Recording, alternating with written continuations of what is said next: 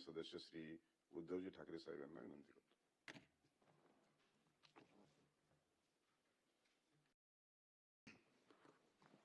सभापती महोदय, मांडला ना, मी मांडला आहे असं म्हटलं ना. प्रस्ताव त्यांनी मांडला आहे ते बोलतील. सभापती महोदय, विधिमंडळाचं यावर्षीचं हे पहिलं अधिवेशन आणि या अधिवेशनाची सुरुवात आपण सर्वच जण एक दिग्मूढ अवस्थेमध्ये आहोत. आजपर्यंत नेहमी सभागृहात दिसणारे आपल्याला सर्वांनाच आपले वाटणारे अजितदादा या सभागृहात किंवा या विधिमंडळात आज दिसत नाही, ही खंत आपल्या सगळ्यांच्या मनात आहे. माणसं येतात, माणसं जातात, माणसं असताना त्यांचं महत्त्व कधी कळत नाही आणि ती नसतात त्यावेळेला त्यांचं महत्त्व कळून काही उपयोग होत नसतो. अनेक जण अशी असतात की जी जवळ असताना कळत नाहीत, पण काही जण अशी असतात की जी जवळ आल्यानंतर आपल्याला व्यवस्थित कळतात. या विधिमंडळामध्ये अनेकांच्या राजकीय कारकिर्दीची सुरुवात अजितदादांच्या बरोबरीनेच झाली असेल. काळ एकच आहे, साहजिकच आहे. विशेषतः माझ्या कारकिर्दीची सुरुवात ही अजितदादांच्या पक्षाच्या आणि त्यांच्या विचारधारणेच्या विरोधातली होती. आम्ही कधी एकत्र येऊ असं ध्यानीमनी सुद्धा वाटलं नव्हतं. अजितदादांच्या बद्दल म्हणायचं झालं तर 2 सकाळ अशा होत्या, त्यातली एक सकाळ ही महाराष्ट्राला त्यांच्या कृतीने धक्का देणारी होती आणि दुसरी सकाळ ही महाराष्ट्राला चटका देणारी होती, अंतःकरणाला चटका देणारी होती. आम्ही कधी एकत्र येऊ असं आम्हाला वाटलं नव्हतं. हे जे मी आपल्याला सांगितलं त्यावेळेला साहजिकच आहे, दोन्ही पक्ष हे राजकीयदृष्ट्या एकमेकाच्या विरोधात होते. एकत्र आलो, अनपेक्षितपणाने एकत्र आलो आणि एकत्र आल्यानंतर साहजिकच आहे की मनामध्ये एक नाही म्हटलं तरी अढी होती. त्याच्या आधीची सकाळ मी आपल्याला सांगितली आणि त्याच्यानंतर ही व्यक्ती माझ्यासोबत, एकतर मला प्रशासनाचा अनुभव नव्हता, अचानक ह्या सभागृहात किंवा या विधिमंडळात आलो तो मुख्यमंत्री म्हणून आलो. कामकाज कसं चालवायचं त्याच्यात सहकारी सगळे विरोधातले होते ते आहेत. अजितदादांसारखा एक सहकारी ज्यांनी एक धक्का दिला होता आणि आपल्यासोबत उपमुख्यमंत्री म्हणून बसणार, हे थोडंसं त्यावेळेला नाही म्हटलं तरी अनपेक्षित होतं. पण जसजसं कामकाज सुरू झालं तेव्हा मला कळलं आणि ती भावना आजही माझ्या मनात कायम आहे, ती नेहमी कायम राहील की अजितदादांसारखा एक भरोसेमंद, उत्तम, दिलदार केवळ सहकारीच नव्हे तर मित्र मी गमावला. आता शासकीय किंवा प्रशासकीय कामकाजामध्ये एक खंबीर मला पाठिंबा होता, आधार होता. कोणतीही गोष्ट काही एखादी कळली नाही तर अजितदादांबरोबर मी बोलायचो आणि एवढा विषयाचा सखोल अभ्यास करणारा सहकारी किंवा लोकप्रतिनिधी अभावानेच आढळेल आज सुद्धा. त्यांचं वैशिष्ट्य म्हणजे ते 6 वेळा उपमुख्यमंत्री होते हे तर आहेच, पण विशेष म्हणजे एका मोठ्या वृक्षाच्या सावलीतून बाहेर पडून स्वतःची ओळख निर्माण करणं हे फार अवघड असतं. काही जणांना आयुष्यभर वृक्षाच्या सावलीत राहावं लागतं, वृक्षाच्या सावलीचा आधार घ्यावा लागतो, पण काही जण असे असतात की त्या वृक्षाच्या सावलीतून बाहेर पडून स्वतःची एक ओळख निर्माण करतात. त्यातले एक अजितदादा होते. मी 2-3 वेळा मुख्यमंत्री असताना बारामतीत जाण्याचा योग आला. काही ना काही कार्यक्रम होते. शेवटी जेव्हा गेलो होतो तेव्हा अजितदादा माझ्यासोबत मुंबईपासून त्या पूर्ण कार्यक्रम होत होते आणि तो काळ असा होता की माझ्या तब्येतीची तक्रार होत होती. म्हणजे मला उभं राहणं सुद्धा शक्य होत नव्हतं.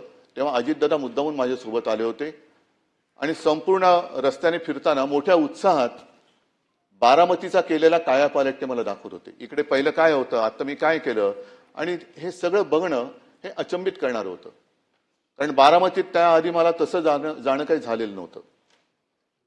ते सगळे रस्ते असतील, मोठ्या संस्था असतील, मग विद्यालय असतील, अनेक अनेक गोष्टी अजितदादा मला उत्साहाने दाखवत होते की सीएम साहेब हे एक त्यांचं वैशिष्ट्य, प्रोटोकॉल पाळणं. सीएम साहेब हे अमुक अमुक इकडे होतं, हे आम्ही असं केलं. आणि तीच बारामती ज्या वेळेला ही दुर्घटना घडली आणि मध्यरात्रीच्या सुमारास मी तिकडे सहकुटुंब गेलो, तेव्हा ती बारामती पोरकी झालेली मला वाटली. निशब्द तर होतीच, मध्यरात्र तर झालेली होतीच, पण त्यावेळेला अशी आनंदाने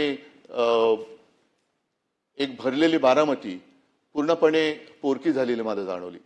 हे माणसाचं वैशिष्ट्य असतं. अर्थ खातं तर त्यांनी सांभाळलंच, पण जेव्हा लॉकडाऊनमध्ये मंत्रालय बंद होतं आणि जवळपास अर्थचक्र थांबते की काय अशी परिस्थिती होती, त्याही वेळेला या माणसाने कसा काय तो समतोल साधला, कोणती योजना बंद पडू न देता महाराष्ट्राचं अर्थचक्र सुरू ठेवलं. हे फार त्याला एक कसब लागतं, कौशल्य लागतं, जे अजितदादांकडे होतं. कर्जमुक्ती तर आम्ही आधी केलीच होती. ती कर्जमुक्ती पार पाडणं गरजेचं होतं. पैशाचे स्रोत सगळे थांबलेले होते, पण तरी देखील कर्जमुक्ती करून दाखवली. शिवभोजन ही गोरगरिबांसाठी जी योजना आम्ही सुरू केली होती, ती 10 रुपयाची थाळी ही 5 रुपयात करणं हे गरजेचं होतं. पैशाची आवक काही नव्हती, पण तरी सुद्धा अजितदादांनी ते करून दाखवलं. अशा अनेक गोष्टी मला सांगता येतील. त्याही काळामध्ये मंत्रालय बंद होतं, पण महाराष्ट्र बंद नव्हता.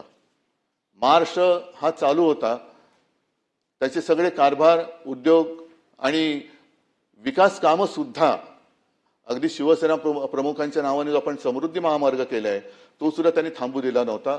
अटल सेतूचं काम त्यांनी थांबू दिलं नव्हतं. ते सुद्धा लॉकडाऊनच्या काळात सुरू ठेवणं हे फार मोठं जिकरीचं होतं. हे कसं काय त्यांनी केलं हे सुद्धा एक कसब आहे. आज आपण त्यांची आठवण काढतो. ही आठवण नेहमी आपल्याला येत राहील. पण मगाशी मी माझ्या या भावनात्मक बोलण्याच्या सुरुवातीला जे म्हटलं की माणसं असताना त्यांचं महत्व कळत नाही, माणसं गेल्यानंतर कळून उपयोग नसतो. अलीकडच्याच काळामध्ये अजितदादांचं एक वक्तव्य आहे की ज्यांनी त्यांच्यावर 70,000 कोटीचे घोटाळे केले त्यांच्यासोबत ते आज सत्तेत आहेत. हे मी का सांगतोय की एखादी व्यक्ती असते तेव्हा तिला आपण जीव नकोसा करतो, एवढं इतपत त्याला बदनाम करतो की नको तो जीव, आणि मग तोच आपल्यातनं गेल्यानंतर तो अचानक आपलासा वाटायला लागतो. मला असं वाटतं की या निमित्ताने आपण सगळ्याजणांनी एक मर्यादा पाळण्याची गरज आहे. कोणाला किती बदनाम करायचं, आयुष्यातून खरंच किती उठवायचं, तोही माणूसच आहे. अजितदादांचं एक वैशिष्ट्य म्हणजे त्यांनी ते कधी खचून नाही गेले. एखादा दुसरा माणूस असता तर तो खचून गेला असता. दुर्दैवाने अपघातात त्यांचं निधन झालं. एखादा खचलेल्या मनाचा असता तर त्यांनी खरोखर जीव दिला असता. हे राजकारण किंवा ही संस्कृती आपल्या महाराष्ट्राची नाहीये. ठीक आहे, एखादा माणूस चुकतो, पण तो चुकल्यानंतर खरंच तो चुकलाय का याची सुद्धा एक खातरजमा करण्याची गरज असते. त्यांनी कधी त्याच्याबद्दल माझ्याकडे देखील कधी असं हे नाही केलं की आता काय करायचं, एवढं सगळं माझ्यावरती आरोप नाही. त्यांनी त्या सगळ्या आरोपांना आपल्या कामातून उत्तर दिलं. आणि त्या कामातून उत्तर असं दिलं की तेव्हा तत्कालीन आमचे जे सहकारी होते, ज्याने आरोप केले होते, त्यांनी सुद्धा त्यांना सहकारी म्हणून स्वीकारलं आणि आम्ही सुद्धा त्यांना सहकारी म्हणून स्वीकारलं. आणि म्हणूनच आज या सभागृहातला एकही व्यक्ती असं नाही की ज्यांनी दादांच्या कामाचा जवळून अनुभव घेतलेला नाहीये.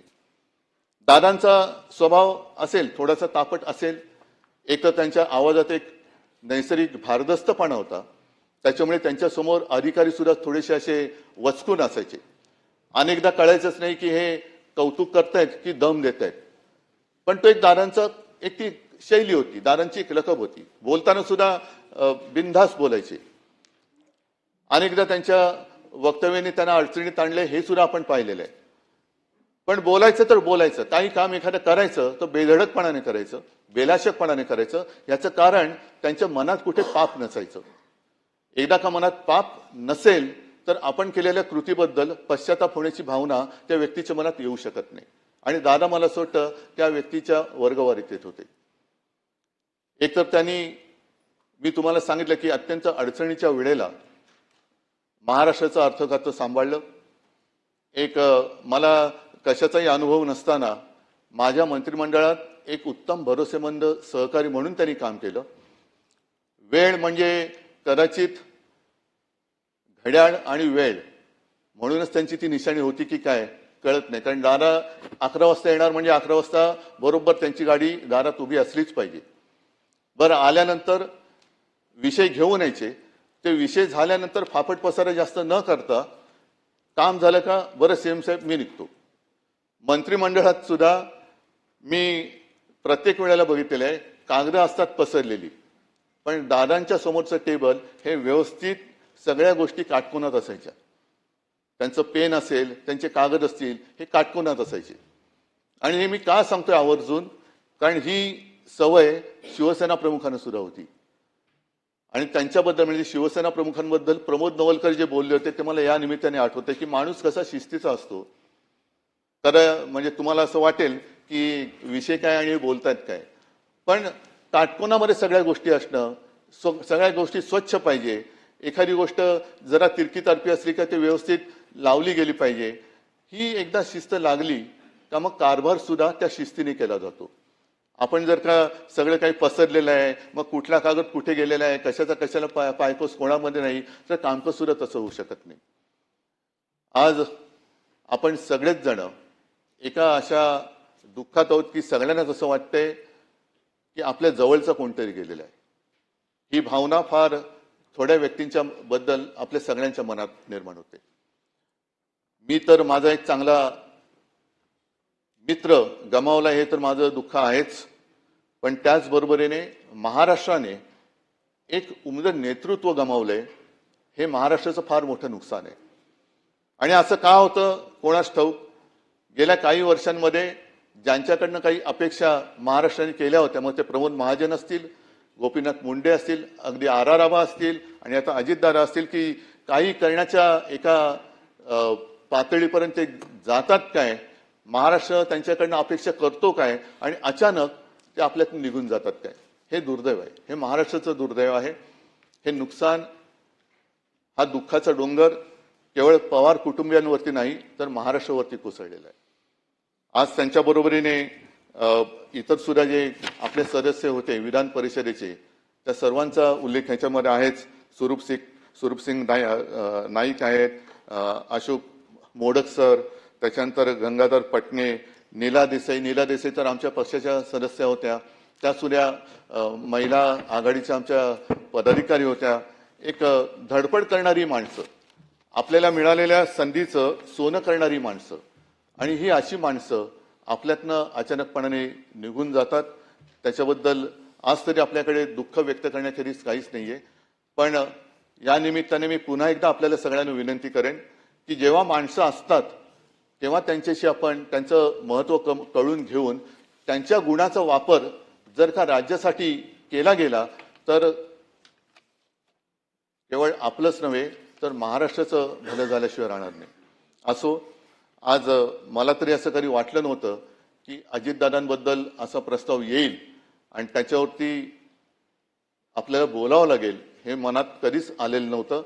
अचानकपणाने ही वेळ आपल्यावरती ओढवलेली आहे. मी अत्यंत भारावलेल्या आणि जड अंतःकरणाने अजितदादांना श्रद्धांजली हा शब्द मला वापरावा लागतोय, ह्याचं खूप मनामध्ये दुःख आहे. कारण अशी माणसं ही पुन्हा पुन्हा होत नाहीत, असे मित्र, असे सहकारी हे पुन्हा पुन्हा मिळत नाहीत. मी या सर्वांना माझ्यातर्फे, माझ्या कुटुंबियांतर्फे आणि माझ्या पक्षातर्फे भावपूर्ण श्रद्धांजली वाहतो. आणि पुढचं वाक्य खरंच बोलणं फार अवघड आहे, पण त्यांच्या आत्म्यास शांती लाभो हीच माझी प्रार्थना.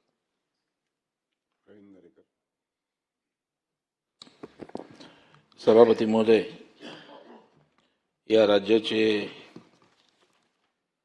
लोकप्रिय उपमुख्यमंत्री अजितदादा पवार यांच्या